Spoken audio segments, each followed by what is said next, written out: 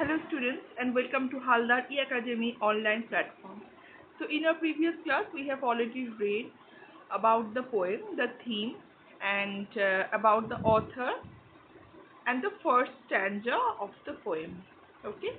So today we will start from the second stanza. So let me tell you once again that this is a metaphysical poetry and also it contains lyricism as well. So the theme of the poem mainly rings the Christian faith as well as the love, passion, and also it mainly deals with the virtue. And the poet says that in this world where none can live, neither the living beings nor the inanimated objects, nothing is permanent, only virtue is permanent.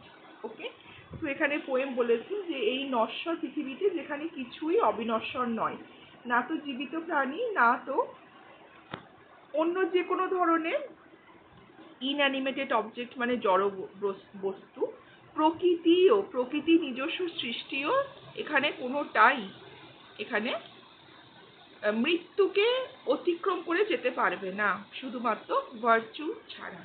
তো virtue কি জিনিস সেটা আমাদের ইমমরালিটি একমাত্র থাকবে through virtue. ঠিক আছে, in this transient world we can only hope that our virtue will remain constant, otherwise everything must die, যেটা আমরা পোয়েমের মধ্যে বারবার পেয়ে থাকি। যে আগের দিন বলেছিলাম যে এই মাস্ট ডাই কথাটা বারবার রিপিট হচ্ছে, তেমনি সুইট কথাটাও রিপিট হচ্ছে। তো এগুলো বিভিন্ন ফিগার অফ স্পিচ যেগুলো আমি নেক্সট বলে দেব। তো আমরা এবার চলে যাব আমাদের নেক্সট প্যারাগ্রাফে। ওকে, তো দেখো নেক্সট প্যারাগ্রাফে আমাদের কি বলেছে। যেমন ফার্স্ট আমরা বলেছিলাম যে সুইট ডে, যেখানে আগে আমরা বলেছিলাম so cool, so calm, so bright আমাদের ফার্স্ট প্যারাগ্রাফে, যে এখানে দিনটা কোন দিন, কোন ঋতুর দিন, সেটা হচ্ছে স্প্রিং মর্নিংকে বোঝানো হয়েছে। আর এখানে সেটাকে বলা হচ্ছে bridal of earth and sky, পৃথিবী এবং আকাশে যে বিবাহ বন্ধনে আবদ্ধ হওয়া সেটা ব্রাইডাল, সেটা প্রিস্ট হচ্ছে এই সুইট ডে, একটা সুইট স্প্রিং ডে হচ্ছে তার যেন পুরোহিত। আর যেটা ডিউ ড্রপ, সেই ডিউ ড্রপও এই দিনের জন্য কাঁদবে। কেন কাঁদবে? কারণ যখন রাত্রি আসবে, নাইট আসবে, তখন দিনকে মাস্ট ডাই, মৃত্যুবরণ করতেই হবে। ঠিক আছে, তো আমরা এটা পড়েছিলাম এবং আমরা এর মিনিংটা জেনেছিলাম যে this is a cycle that no one can change and through this we can see that nothing is constant, everything must die, মৃত্যু সব কিছুর হতেই হবে। Although it is beautiful, it is sweet, it is calm, everything is very good in it, but it must die.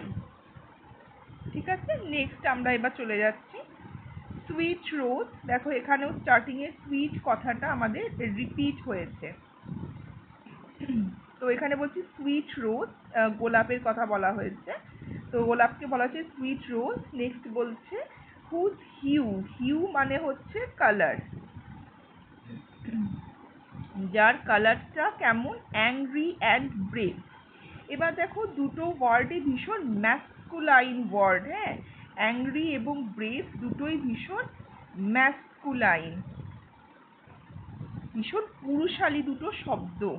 ঠিক আছে, যদিও রোজ কথাটা কিন্তু ভীষণ ফেমিনাইন, রোজ কথাটা কি ভীষণ ফেমিনাইন, মানে ফুল তো মেয়েরা ভালোবাসে, ফেমিনাইন,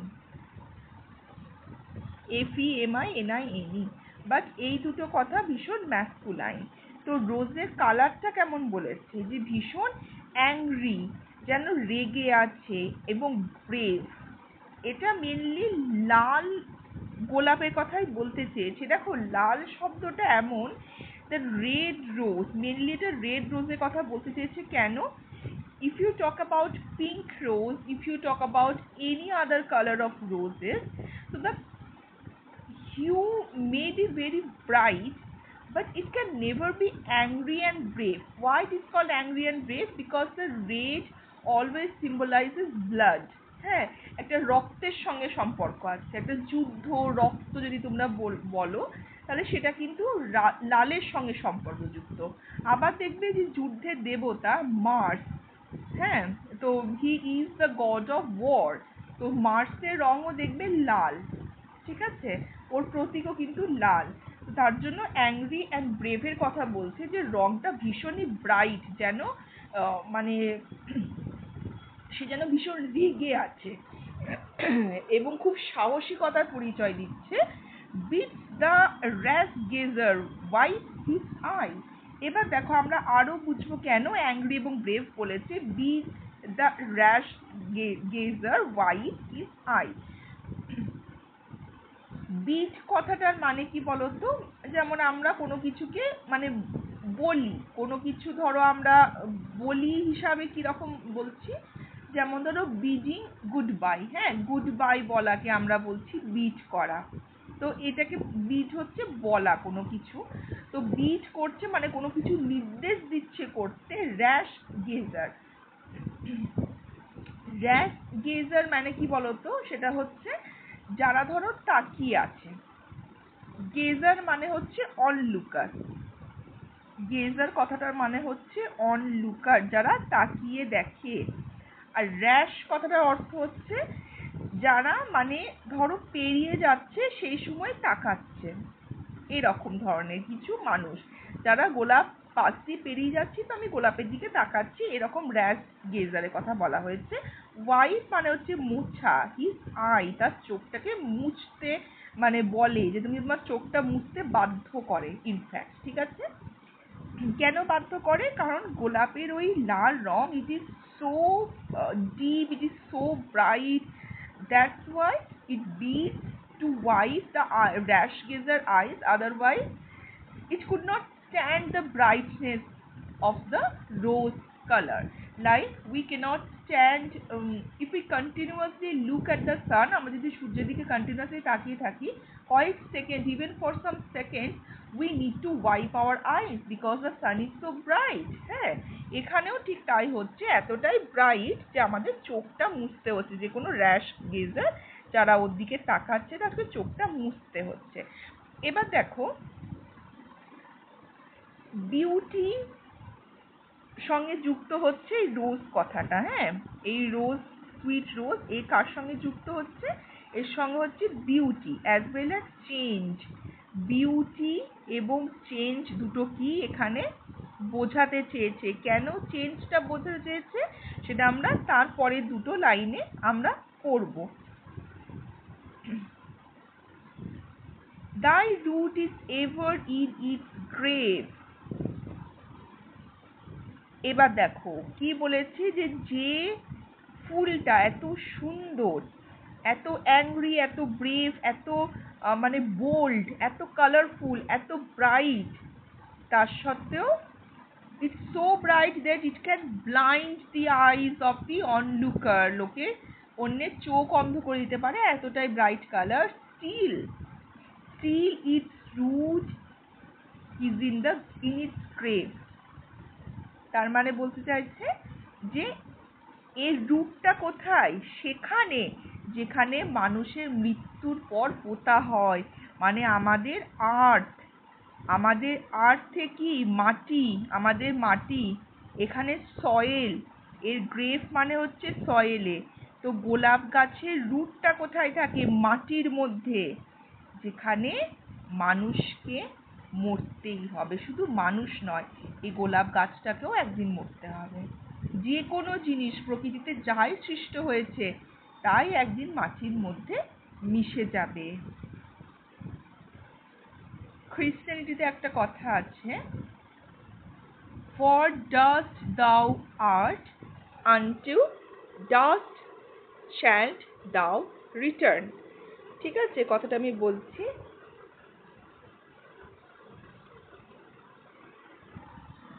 এক্সাক্ট লাইনটা আমি লিখে দিচ্ছি, এটা মাথায় রাখবে। for for dust DUST, dust, thou, THOU, thou, art, ART, art, comma, for dust thou art মানে ধুলো থেকেই তোমার জন্ম। এর পরের লাইনটা হচ্ছে and UNTO, unto, dust, shalt, SHALT, shalt, and unto dust shalt thou return, THOU, thou return মানে ধুলো থেকেই তোমার জন্ম, তোমাকে আবার ধুলোতেই মিশে যেতে হবে। এটা বুক জেনেসিসে বলা হয়েছিল। হ্যাঁ, এটা কোথায় লেখা ছিল? এটা লেখা ছিল জেনেসিস, ক্রিশ্চিয়ানিটিতে জেনেসিসে লেখা ছিল। ঠিক আছে, সব কিছুকে মরতে হবে। বেশ, এখানে দেখো রোজের জন্য বলা হয়েছে অ্যান্ড দাও মাস্ট ডাই, এবং এই ফুলটারও শেষ আছে, একেও চলে যেতে হবে। নেক্সট স্ট্যান্ডে আমরা দেখিনি, সেখানে কি বলছে? সুইট স্প্রিং, আবার দেখো সুইট কথাটা রিপিট হয়েছে, সুইট স্প্রিং। এইবার আমরা বুঝতে পারছি পুরোপুরি যেটা একটা স্প্রিং এর বন্ডিং এর কথা বোঝাতে চেয়েছিল। Sweet spring full of sweet days and roses. তো আমরা দেখো প্রথমেই স্প্রিং এর দুটো কোয়ালিটি পেয়েছি, একটা হচ্ছে সুইট ডেজ এবং রোজেসে পূর্ণ। এই দুটো কথাই আমরা ফার্স্টে দুটো প্যারাগ্রাফে পেয়েছি, সুইট ডেও পেয়েছি, রোজও পেয়েছি আমরা। ঠিক আছে, এই দুটোতে পূর্ণ হচ্ছে স্প্রিং এর স্প্রিং, বসন্তকাল। A box where sweet compacted lie. তো স্প্রিংকে দেখো কাকে বলা হয়েছে? স্প্রিং সিজনকে বলা হয়েছে যে এটা যেন একটা বক্স, সেটার মধ্যে সুইট কম্প্যাক্টেড লাই, যেন সুইট মানে মিষ্টি জিনিসে, মানে সুন্দর সুন্দর জিনিসে যেন ভর্তি, কম্প্যাক্ট করা রয়েছে, মানে একবারে যেন ভর্তি করা রয়েছে। By music shows ye have your clothes and all must die. দেখো এখানে কি বলা হচ্ছে, এই স্ট্যান্ডাটা আমাদের ফার্স্ট অফ অল আমি বলে দিই, স্ট্যান্ডাটা আমাদের কি ক্লিয়ার করেছে যে this overall poem is set on the theme of spring. So spring is full of sweet days and sweet roses, so everything that is very good, very innocent in this world, হ্যাঁ, ভীষণ একটা পবিত্র জিনিস এই পৃথিবীতে, এই ধরনের জিনিসের স্প্রিং হচ্ছে পরিপূর্ণ। It is very cold and calm as well as colourful, যেটা রোজের ক্ষেত্রে বলা হয়েছে। সবকিছু এখানে পূর্ণ। এবার দেখো তার সত্ত্বেও কি বলা হয়েছে এখানে, দিস সিজন, এটাও কিন্তু মাস্ট ডাই, স্প্রিংটাকেও মারা যেতেই হবে, because spring here is a short period with is sweet aromatic days. একটা খুব অল্প দিনের জন্যই স্প্রিং থাকে, বেশি দিনের জন্য কিন্তু স্প্রিং আসে না। এরপরে আবার নতুন সিজন চলে আসে, স্প্রিং এর আগেও অন্য সিজন ছিল, স্প্রিং এর পরেও কিন্তু অন্য সিজনই আসছে, আবার কিন্তু ঘুরে ফিরে সেই সিজন, সেটারও কিন্তু মৃত্যু হবে এবং অন্য সিজন কিন্তু আসবে। তো এত সুন্দর প্রকৃতির জিনিসও কিন্তু চিরস্থায়ী নয়। এবার দেখো এই লাইনটার মানে, মাই মিউজিক সোজ ইয়ে have your clauses and all must die. এটা কি বলা হচ্ছে এখানে? the speaker is proclaiming the universal theme of death. ঠিক আছে, এখানে ইউনিভার্সাল থিম অফ ডেথ এর কথা বলা হচ্ছে, ইউনিভার্সাল থিম অফ ডেথ। এখানে কিন্তু আলটিমেটলি ডেথের কথাটা বলা হচ্ছে কারণ এর পরে প্যারাগ্রাফে আমরা পাবো যে কি করে আমরা ডেথকে ওভারকাম করতে পারি। তো এখানে আমাদের লাস্ট থিমটা ক্লোজ হচ্ছে। এখানে দেখো মিউজিক যে কথাটা বলা হয়েছে না, my music shows you have your closes, এখানে দেখো যে মিউজিক কথাটা বলা হয়েছে এটা পোয়েমে আরেকটা ইম্পর্টেন্ট, ভীষণ একটা ইম্পর্টেন্ট আইডিয়ার কথা বলা হয়েছে। এটা হচ্ছে দেখো পোয়েট্রি, সং এইগুলোকে বলা হচ্ছে এভারলাস্টিং অফ আর্ট। হ্যাঁ, যে গান বেঁচে থাকবে পৃথিবীতে, পোয়েট্রি বেঁচে থাকবে, মানে যে কোনো লেখনই বেঁচে থাকবে। এটা জানো তো শুধুমাত্র এই মানে কবিতার থিম নয়, এই জিনিসগুলো কিন্তু অনেক জায়গাতেই বলা হয়েছে। লাভিং ইন ট্রুথ বলে একটা পোয়েম আছে, তো সেখানেও কিন্তু বলা হয়েছে লাস্ট লাইনে যে পোয়েমের কথাটা বলা যায়, যেটা পোয়েমই একমাত্র এই পৃথিবীতে বেঁচে থাকতে পারবে, ট্রানজিয়েন্ট করতে পারবে, যে মানে মানুষ মারা যাবে কিন্তু কবিতার দ্বারা সে অমর হয়ে থাকবে, যেটা বলেছে লেখনীর দ্বারা অমর হয়ে থাকবে। শেক্সপিয়ারের আইডিয়াতেও তাই নেওয়া হয়েছে। শেক্সপিয়ার মারা গেছেন কিন্তু তার লেখনীর জোরে তিনি 400 বছর পরও আজও বেঁচে আছেন। হ্যাঁ, তো এগুলো কিন্তু সেই সময় প্রচুর রাইটিং, এটা শুধু একটা রাইটিংয়ে নয়, যে the everlastingness of art, song, poetry, these are constant, may people die, but through the art of poetry, art of song, they will live years after years, centuries after centuries. তো এইগুলো এখানে বলা হয়েছে। যে এত সুন্দর মিউজিক, স্প্রিং এর যে মিউজিক্যাল যে একটা থিম, স্প্রিং এর মধ্যে পাখি ডাকে, একটা মিউজিক্যাল থিম আছে, কালারফুল, মানুষের মনে একটা ভালোবাসা জেগে ওঠে, সবকিছুরই কিন্তু ক্লোজেস আছে। সেই স্প্রিংও কিন্তু সবকিছু নিয়ে একদিন চলে যাবে, তার এত রূপ, তার এত যৌবন নিয়ে কিন্তু স্প্রিংও চলে যাবে, অ্যান্ড অল মাস্ট ডাই। তো স্প্রিং যদি চলে যেতে পারে তাহলে আমরাই বা কি, আমরাও তো প্রকৃতিরই সন্তান, আমরাও মারা যাব, কিছুই কনস্ট্যান্ট নয়।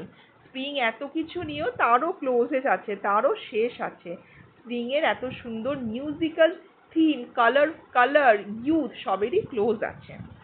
ওকে, এবার লাস্ট প্যারাগ্রাফ দেখি। Only a sweet and virtuous soul like season timber never gives. এবার দেখো এতক্ষণ ধরে আমরা কিন্তু পেসিমিস্টিক পড়ে এলাম, যদিও সুইট সুইট কথা ইউজ করেছেন কিন্তু পেসিমিস্টিক টোন ছিল। পেসিমিস্টিক আমি আগেই বলেছি, পেসিমিস্টিক হচ্ছে অপটিমিস্টিকের অপোজিট, মানে পেসিমিস্টিক মানে হচ্ছে নিরাশা, যেটা নিরাশাবাদী, ভালো কিছু হবে না, এটা হচ্ছে পেসিমিস্টিক। আর অপটিমিস্টিক হচ্ছে যেখানে ভালো হবে। হ্যাঁ, অপটিমিস্টিক, ভালো কিছু হবে সেটার আশা করা হচ্ছে অপটিমিস্টিক। এই লাস্ট প্যারাটা হচ্ছে আমাদের অপটিমিস্টিক, বাকিগুলো আমাদের পেসিমিস্টিক দিয়ে স্টার্ট হয়েছিল। তো পেসিমিস্টিক দিয়ে স্টার্ট হয়ে অপটিমিস্টিক দিয়ে শেষ হওয়াটা একটা গুড থিং। কেউ প্রথমে নিরাশা থাকলেও পরে আশাবাদী হয়েছে, এটা ভালো। কিন্তু যদি কেউ প্রথমে আশাবাদী থেকে পরে নিরাশাবাদী হয়, সেটা হচ্ছে ফ্রুটলেস হয়ে যাচ্ছে। হ্যাঁ, তো ওটাই খারাপ জিনিস। এখানে পোয়েম কিন্তু প্রথমে নিরাশা থাকলেও পরে তিনি আশাবাদী হয়েছেন। এই প্যারাগ্রাফে তিনি কিসের আশাবাদী হয়েছেন? অফকোর্স তিনি এতক্ষণ কিসের জিনিসে তিনি চিন্তা করছিলেন যে সবকিছু কি মারা যেতে হবে, সবকিছুই নশ্বর। সেখান থেকে আশাবাদী হয়েছেন মানে কিছু তো আছে যা নশ্বর নয়, যেটা অবিনশ্বর। দেখা যাক সেটা কি। Only a sweet and virtuous soul, সবকিছুই মারা যাবে, শুধু একটা সুইট এবং পবিত্র আত্মা, like seasoned timber never gives, but though the whole world turn to coal then chiefly lives. এবার দেখো এটা হচ্ছে আমাদের পোয়েমের এই প্যারাগ্রাফে, এটা হচ্ছে আমাদের মেন আইডিয়া। হ্যাঁ, এইটা হচ্ছে main idea of the poem. এখানে কি বলেছে? এখানে হারবার্ট কিসে ফোকাস করছে? সুইট অ্যান্ড ভার্চুয়াস সোলের ওপর ফোকাস করছে। এটা হচ্ছে সুইট অ্যান্ড ভার্চুয়াস মানে হচ্ছে ভীষণ ইনোসেন্ট, কাইন্ড, গুড। ঠিক আছে, বলে দিচ্ছি কি কি কোয়ালিটি হতে পারে। একটা হচ্ছে ইনোসেন্স, একটা হচ্ছে কাইন্ড, হ্যাঁ, তার মানেই হচ্ছে গুড। এইগুলো, এই কোয়ালিটিগুলোর ওপর মেনলি ফোকাস করেছে এখানে Harvard. So we need to nurture these qualities in order to get immorality. Although people will die, although we will die, but if we are virtuous in this world, আমরা যদি এই পৃথিবীতে পবিত্র হই, if we are kind to others, if we are sweet to others, if we can remain our innocence intact, আমরা যদি আমাদের innocence-টাকে intact রাখতে পারি, then we can get our immortality. আমাদের কথা লোকে মৃত্যুর পরও বলবে। এখানে দেখো একটা কম্প্যারিজন করেছে কিসের সঙ্গে, ভার্চুয়াস সুইট অ্যান্ড ভার্চুয়াস সোলের সঙ্গে সিজন টিম্বারের কথা বলা হয়েছে। সিজন টিম্বার কথাটার অর্থ কি বলতো? সেটা হচ্ছে ভীষণ একটা টিম্বার হচ্ছে তোমার গাছের যে মানে গাছ অ্যাকচুয়ালি। তো সিজন টিম্বার হচ্ছে ভীষণ শক্ত, সো হার্ড, স্ট্রং, ডিউরেবল, এইরকম হচ্ছে সিজন টিম্বার। হ্যাঁ, যেটা টিকে যায়, যাকে নড়ানো যায় না। It is so strong, durable and hard. যে নেভার গিভ, তাকে নড়ানো যায় না। But though the whole world turn to coal, যখন পুরো পৃথিবী কোলে রূপান্তরিত হবে, কয়লায় রূপান্তরিত হবে, তার মানে কি বলেছে বলতো? যে যখন পুরো পৃথিবীটাতে আর কিছু থাকবে না, যখন পুরো পৃথিবীটা শেষ হয়ে যাবে। টার্ন টু কোল। এবার কয়লা এসছে কোত্থেকে? মাটি থেকে এসছে, এটা আমাদের সয়েল থেকে এসছে। তো যখন পুরো পৃথিবীতে আর কিছু থাকবে না, পুরো পৃথিবী শেষ হয়ে যাবে, দেন চিফলি লিভস হু? কে? চিফলি মানে প্রধানত এবং মেনলি, বা এখানে তুমি বলতে পারো একমাত্র বেঁচে থাকবে কোনটা? সেটা হচ্ছে ভার্চু। ভার্চু হচ্ছে সেরকম একটা durable, strong, hard thing that can live, even it can surpasses, এটা পেরিয়ে যেতে পারে the world, the whole, it can surpasses the whole world. The whole world may destroy, but it will continue to live, এটা কিন্তু বেঁচে থাকবেই। ওকে, তো এবার দেখো আমরা পড়ে নেব পোয়েমের স্ট্রাকচার পড়তে হবে আমাদের। পোয়েমের স্ট্রাকচারটা কি? সেটা হচ্ছে এটা, যেটা রাইম স্কিম আর মিটারের কথা আমরা পড়ব এখানে।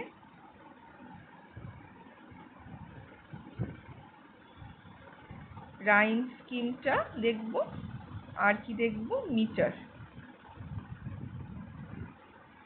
হ্যাঁ, এবার দেখো এটা রাইম স্কিমটা আমরা দেখি। এটা হচ্ছে এ বি এ বি। হ্যাঁ, A B A B rhyme scheme. A B কি? ফার্স্ট দিদি শেষ হচ্ছে ব্রাইট, ঠিক আছে?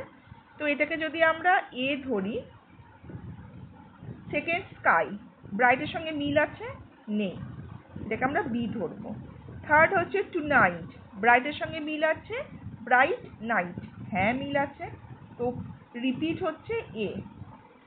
ডাই, স্কাইয়ের সঙ্গে ডাইয়ের মিল আছে, উচ্চারণে দেখবে, লেখাতে দেখবে না। স্কাই ডাই, হ্যাঁ মিল আছে, তো বি। এটা এ বি রাইট স্কিম, ঠিক আছে? আচ্ছা, এটা হচ্ছে স্ট্রাকচার, পোয়েট্রি স্ট্রাকচার বলা হচ্ছে এটাকে। আর আমরা নেক্সট দেখে নেব এবার।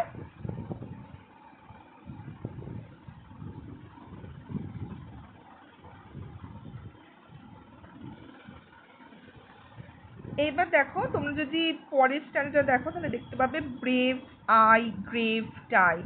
ব্রেভের সঙ্গে গ্রেভের মিল আছে, আইয়ের সঙ্গে ডাইয়ের মিল আছে। তো এই পুরোটাই কিন্তু সেইভাবেই কবিতাটা গেছে, পুরোটা প্যারাগ্রাফগুলো। তো আমরা ফার্স্টে দুটো দেখে নিয়েছি, তো আমরা এ বি রাইম স্কিম আমরা বলতে পারি।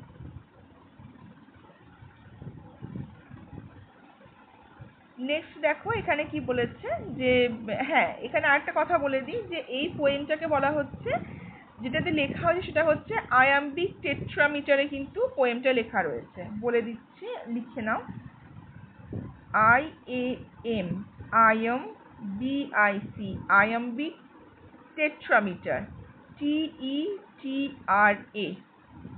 টেট্রা, METER, আয়াম্বিক টেট্রামিটারে লেখা রয়েছে।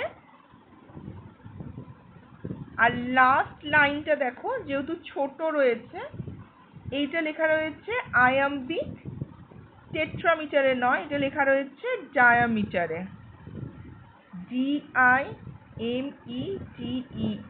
আয়াম্বিক ডায়ামিটারে লাস্ট লাইনটা লেখা রয়েছে প্রত্যেকটা প্যারাগ্রাফে। ঠিক আছে,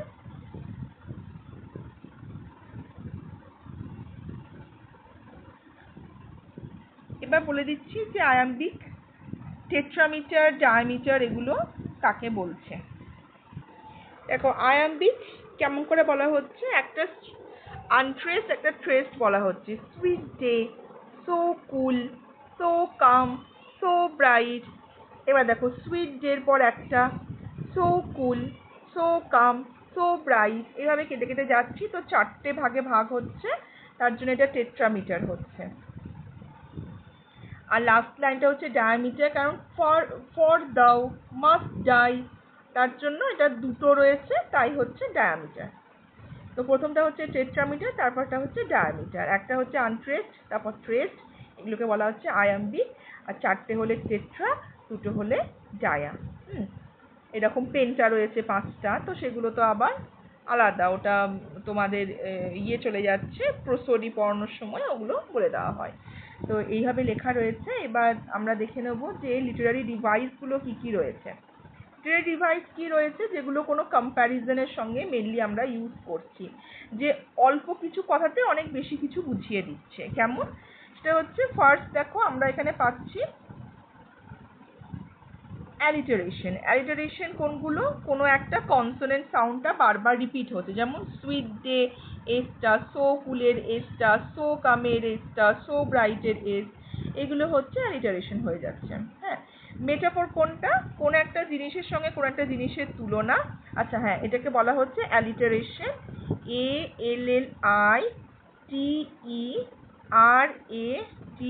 ALLITERATION, অ্যালিটারেশন বলা হচ্ছে এটাকে। নেক্সট হচ্ছে মেটাফর। মেটাফর কাকে বলছে, কোনো একটা জিনিসের সঙ্গে কোনো একটা জিনিসের তুলনা, বাট ওটা একদম তোমার মানে আমাদেরকে বুঝে নিতে হবে একটু যে কিসে তুলনা করছে। যেমন এখানে বলছে the bridal of the earth and sky, এটাকে বলা হচ্ছে একটা মেটাফর। আর একটা মেটাফর আমরা এখানে পাচ্ছি, দেখো থার্ড প্যারাগ্রাফে, সেটা হচ্ছে স্প্রিং এর যখন বলেছে full of sweet days and roses, এটাকে মেটাফর বলা হচ্ছে। কি জন্য, কারণ তুলনা করা হচ্ছে, স্প্রিং এর ডেটাকে তুলনা করা হচ্ছে ব্রাইডালের সঙ্গে, আর এখানে স্প্রিংকে তুলনা করা হচ্ছে একটা মিষ্টি বাক্সর সঙ্গে, যেটা হচ্ছে সুইট ডেজ এবং রোজে পরিপূর্ণ থাকছে, কম্প্যাক্টেড সুইট থিংসে কম্প্যাক্ট থাকছে, মেটাফর হচ্ছে। পার্সনিফিকেশন আমাদের এখানে, আচ্ছা এটাকে বলা হচ্ছে মেটাফর,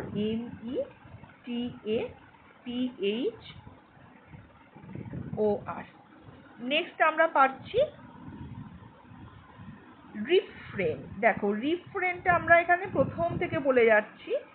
রিফ্রেন কোনটা, যেটা বারবার রিপিট হচ্ছে, যেমন হচ্ছে এখানে মাস্ট ডাই কথাটা রিপিট হচ্ছে বারবার, এই জিনিসটাকে বলা হচ্ছে মাস্ট ডাই কথাটাকে বলা হচ্ছে রিফ্রেন। আর কি পাচ্ছি আমরা, পার্সনিফিকেশন পাচ্ছি। পার্সনিফিকেশন কোথায় পাচ্ছি, এইখানে দেখো দ্য ডিউ শ্যাল উইপ দাই ফল টু নাইট।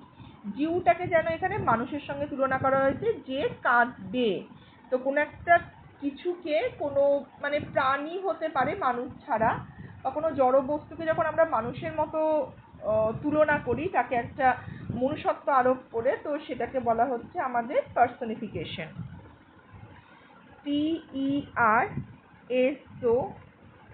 নিফিকেশন, FICATION, personification. হ্যাঁ, তো এইগুলোকে বলা হচ্ছে আমাদের ফিগার অফ স্পিচ। এছাড়া আমাদের ইমেজারি তো রয়েছে। ইমেজারি কোনটা, যেখানে আমরা খুব সুন্দরভাবে আমাদের চোখের সামনে একটা কিছু ভেসে ওঠে, সেটা কোন লাইনটা, সেটা হচ্ছে sweet rose whose hue angry and brave, এটা আমাদের চোখের সামনে খুব ভালোভাবে ভেসে উঠছে, এটা হচ্ছে আমাদের ইমেজারি। ওকে, তো আমাদের পোয়েমের এইটাই ছিল আমাদের একটা এক্সপ্লেনেশন, তার সঙ্গে পোয়েমের structure as well as theme and the literary devices of the poem. So this is it for today. Hope you enjoy the class and you understand each and every meaning and the explanation of it, and the structure, form, literary devices, themes as well. So it's a very beautiful poetry that we have learned so far.